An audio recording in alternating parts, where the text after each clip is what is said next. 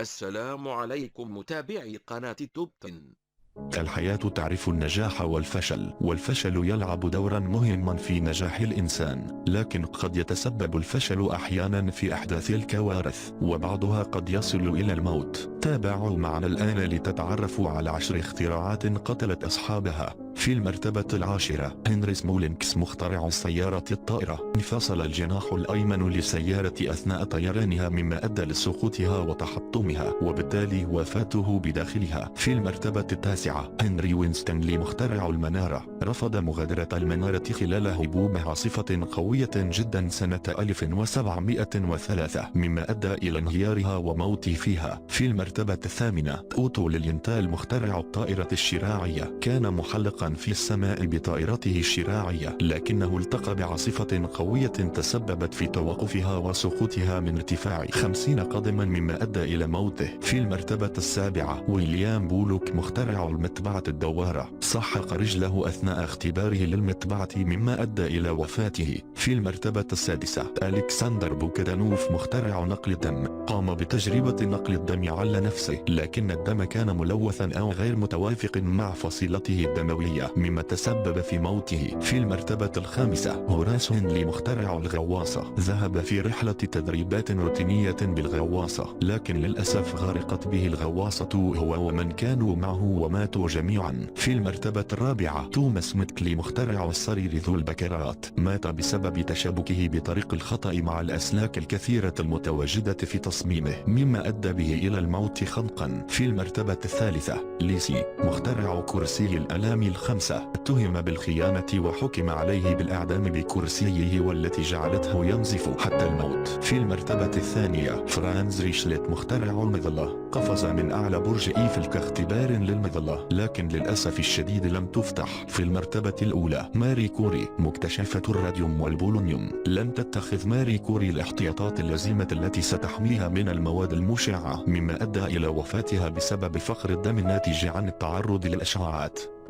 إذا أعجبك هذا الفيديو لا تنسى أن تضغط زر اشتراك أو سبسكرايب أسفل الفيديو. شكرا لكم لحسن متابعتكم.